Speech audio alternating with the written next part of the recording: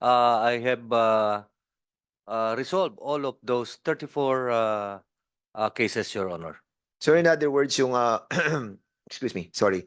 You have decided on the dismissal of the following personalities, the 34.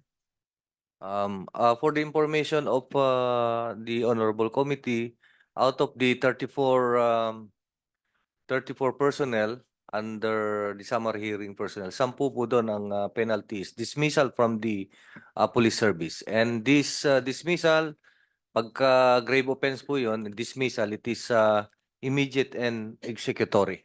So in other words, all of those were under our custody. They have been issued dismissal dismissal Only 10, Your Honor. we have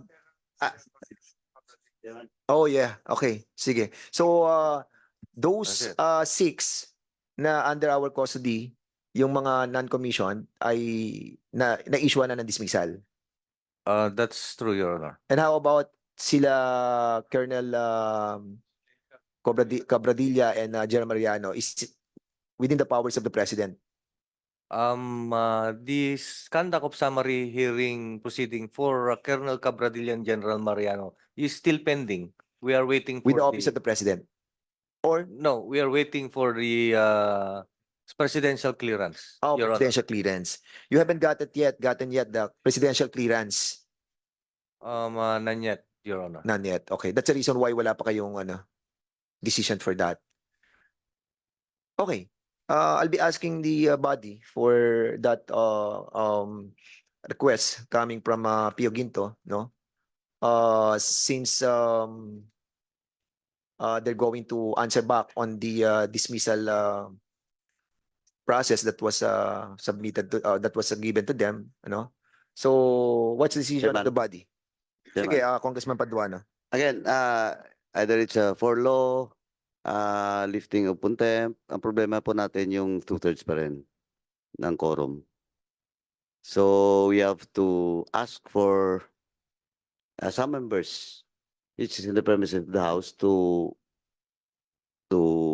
report to this committee so that we can act on the request of those members of PNP cited in contempt for law.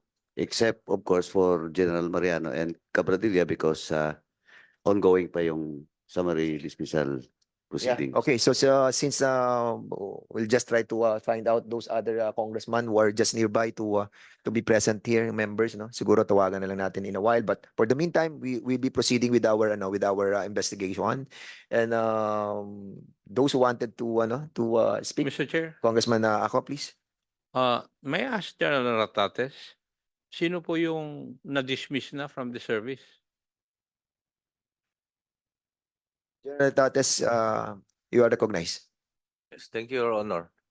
For the information of the Honorable Committee, there are 10 personnel, part of the 34 personnel who have undergone summary hearing proceedings. They are Police Corporal Rexes U. Claveria, Police Staff Sergeant Christian C. Corpus, Police Staff Sergeant Roy G. Pioquinto, Staff Sergeant Danilo L. Desder, Staff Sergeant Mark J. Democrito, Police Executive Master Sergeant Arsenio K. Valle, Police Captain Sherwin Limbawan, Police Major John Patrick O. Magsalos, Police Major Jason D. Quijana, and Police Lieutenant Colonel Jolet T. Guevara, Your Honor. And this is 10 out of the 34. Were the others also meted penalties? The others were not meted the penalty, Your Honor, but with different kind of penalty, like penalty there- ranging from. They were all also punished but not dismissed. That's true, Your Honor. Thank you. Thank you, Mr. Chair. Okay, 1 minute suspension.